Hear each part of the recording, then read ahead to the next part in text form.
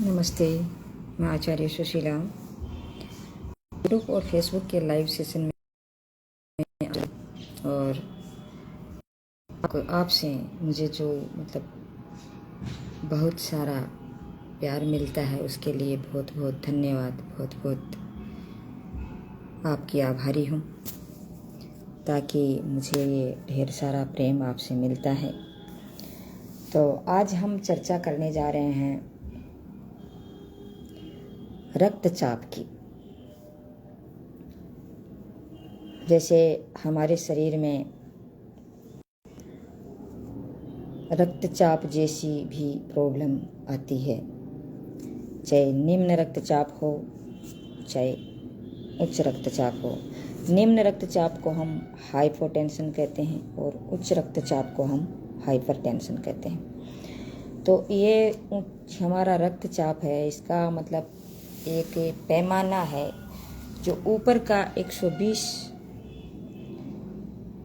सिस्टोलिक्स डायस्टोलिक्स दोनों बोले जाते हैं इसको। तो ऊपर का रक्तचाप है वो 120 होना चाहिए और नीचे का रक्तचाप है वो 80-85 जितना है वो, तो उसके लगभग ही होना चाहिए। तो जैसे कहते हैं ना कि लोग कहते हैं कि मतलब उसके हाई बीपी हो गया या उसके लो बीपी हो गया। तो हाई बीपी होता है उसको कंट्रोल किया जा सकता है, लेकिन लो बीपी होता है वो बहुत ही खतरनाक होता है। उसके लिए हमें एक हर एनी टाइम खतरा सा बना,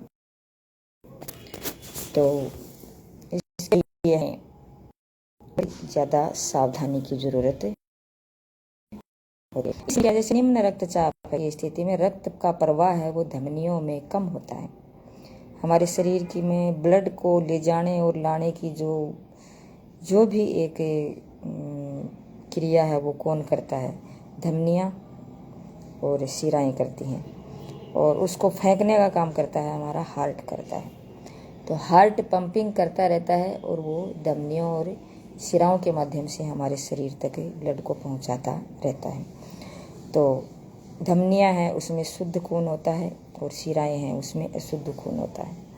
जैसे आपने चित्र में देखा होगा या फिर कोई 3D में देखा होगा कि मतलब नीले रंग की जो होती हैं वो शिराएं होती हैं और लाल रंग की होती है वो धमनियाँ होती हैं। और कुछ अपवाद भी हैं, जैसे एक ऐसी धमनी है जिसमें शुद्ध शिरा है जिसमें शुद्ध खून होता है, और एक ऐसी धमनी है जिसमें अशुद्ध खून होता है। तो वो अपवाद है, वो कोई खास बात नहीं है, वो एक शरीर का सिस्टम है।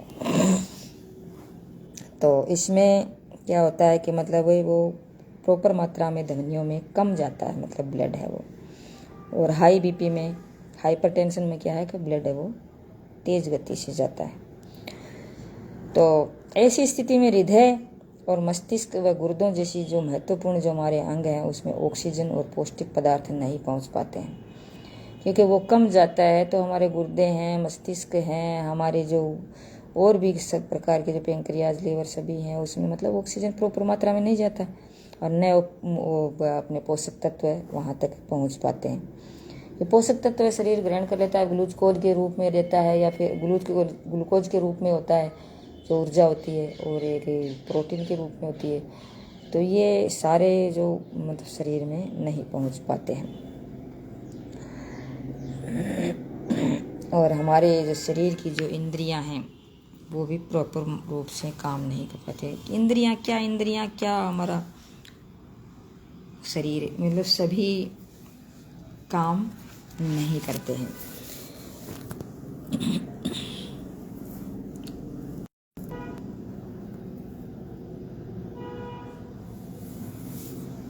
अब हमारे शरीर में जैसे मैं आपको बताऊं कि मतलब जब रक्त का दाब है सामान्य से कम हो जाता है या सामान्य से ज़्यादा हो जाता है, तो दोनों होते हैं। जब ये ब्लड प्रेशर है वो मतलब 3 महीने तक अगर एक स्थिति बनी रहती है सामान्य से, जैसे सामान्य है उससे कहीं ज़्यादा और ये कम ज़्यादा है, तो वो ये मान लो आप दिक्कत है शरीर के अंदर। तो इसको ध्यान में रखने की ज़रूरत है और चेकअप करवा लें वो डॉक्टर से सलाह लें या फिर योग के माध्यम से इसका इलाज बहुत ही अच्छे से होता है। अगर बीपी लो है या हाई है तो हम मतलब तुरंत अपने योग के माध्यम से हम कर सकते हैं। वैसे तो ईश्वर ने ऐसे दिए हैं, ऐसी क्रिया दी हैं जो हमारे शरीर में बीपी को हम ऑटोमेटिक ही क्योर कर लेते हैं। शरीर की रचना ऐसी ही है। लेकिन जब शरीर के अंदर गंदगी भर जाती है, कोलेस्ट्रॉल भर जाती है, जातीय द्रव्य भर जाते हैं या फिर विकृतियाँ आ जाती हैं तो हमारा शरीर है वो काम करना बंद कर देता है। वो अपने सिस्टम से जो चल रहा है वैसा नहीं चल पाता है। तो ये 120 से अगर 140 हो जाए, 80 से अगर 180 से 90 हो जाए तो आप ये मानिए कि हमारा ब्लड का प्रेशर है वो हाई हो गया और लो हो गया। इस प्रकार से हमें ध्यान में रखने की ज़रूरत है। 80 से कम आ जाता है तो लो मानो, कम आ गया तो लो हो गया, और ऊपर जैसे 90 चले गया, 95 चले गया तो वो हाई हो गया, और 120 से कम आ गया तो लो मानो, और 140 से ऊपर हो गया तो हाई मानो। इस प्रकार से ये इसका एक पैमाना होता है, उसके अनुसार ये काम करता है।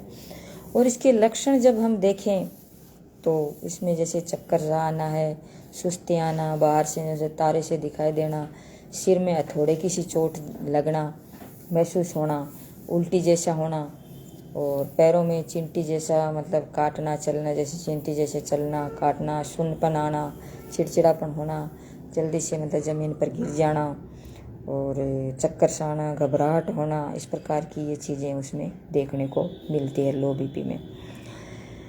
फिर इसके कारण देखें तो कारण क्या होता है, एक तो जेनेटिक भी होता है, जैसे बीपी जिसके माता पिता के है तो वो अपने बच्चों में भी वो ज़रूर आएगा। एक तनाव सबसे बड़ी बात है कि तनाव जिसके होगा उसके बीपी ज़रूर होगा। तनाव एक बीमारियों की जड़ है जिसकी वजह से हो जाता है, या कब्ज होता है तो भी मतलब अंदर शरीर के कचरा रहता है तो वो कचरा तो महत्वपूर्ण कारण होता है इसमें। और महिलाओं में क्या होता है कि हीमोग्लोबिन की कमी हो जाती है जिसकी वजह से भी ये हो जाता है।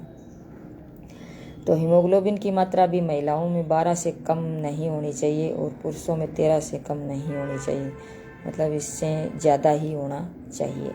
और मानसिक चक्र में भी स्राव का ज़्यादा होने से भी ये चीज़ देखने को मिलती है, और दस्त जैसी समस्या आ जाती है तब भी ये चीज़ देखने को मिलती है।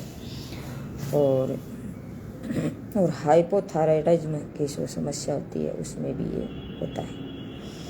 तो इसमें जैसे एक अपन देखें तो ये चीज़ें हमें कारण भी देख लिए, लक्षण भी देख लिए, तो हम एक बार हम अपनी जांच की तरफ भी थोड़ा सा अपनी नज़र डालें, क्योंकि इसमें बीपी में क्या होता है कि बीपी की जांच की जाती है, उसकी वैल्यू है उसको जांचा जाता है, हीमोग्लोबिन जांचा जाता है।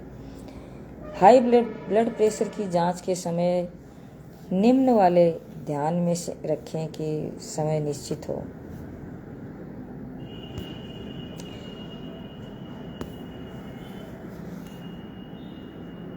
निश्चित समय पर जांच करें, और जितने टाइम तक जांच करनी है उतने टाइम के बाद ज़रूर कराएं। जैसे मतलब हमारी जैसे कोशिकाएं हैं उसका मरने की स्थिति जैसे सभी की, जैसे RBC है, WBC है, एक की 120 दिन, एक को 7 है, एक की 4, उसके बाद में 3 महीनों का एक चक्र बनता है। 3 महीने के बाद में मतलब सारी कोशिकाएं हैं वो मर करके वापस जीवित हो जाती हैं, मतलब एक है इसमें, और उसके बाद में हमें जांच करवा लेना चाहिए। वैसे ही इसमें भी एक समय, निश्चित समय के अनुसार हमें जांच करवा लेनी चाहिए।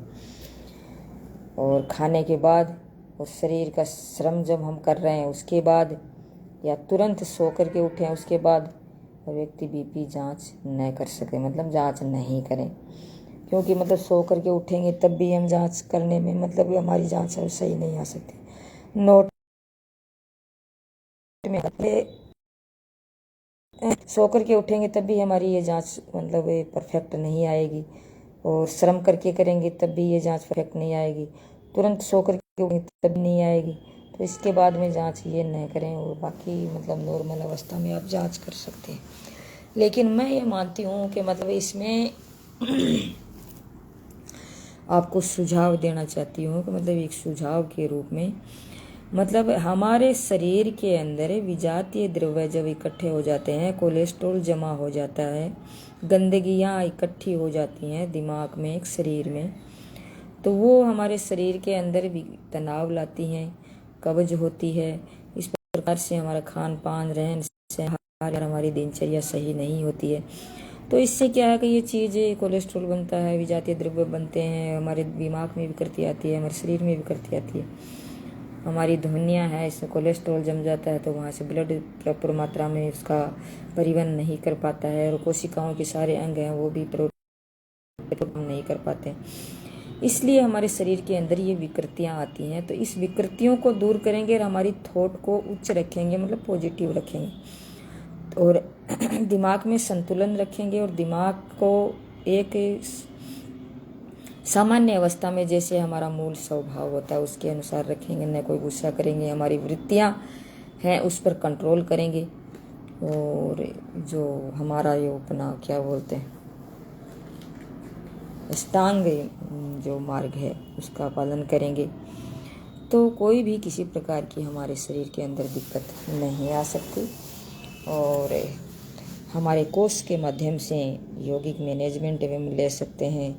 इसके लिए हम लो बीपी के लिए हमारे जैसे बल शिथिलासन है जो मैंने वीडियो में डाल दिया है, और नहीं डाला है तो मैं डाल दूंगी। बाईं ओर शिथिलासन जब हम करेंगे तो हमारी बीपी है वो क्योर हो जाएगी। और बाकी जैसे हमारी बाईं नासिका है, लो बीपी है हमारे, तो बाईं नासिका को बंद करें और दाईं नासिका से श्वास लें छोड़ें, इस प्रकार से करते हैं तो हमारी वो लो बीपी है वो क्योर हो जाती है। और ऐसे ही शिथिलासन में होता है कि वो बाईं नाक है वो बंद हो जाती है, दाईं नाक चलना शुरू हो जाती है। तो ऐसा करने से हमारी बीपी है वो क्योर हो जाती है। और प्राणायाम में जैसे हम ये सूर्य भेदी, लो बीपी में सूर्य भेदी प्राणायाम करें, अनुलोम विलोम करें, और कपालभाति भी करें, और ये सभी हम कर सकते हैं। तो आज बस इतना ही। Thank you. जय हिंद, जय भारत।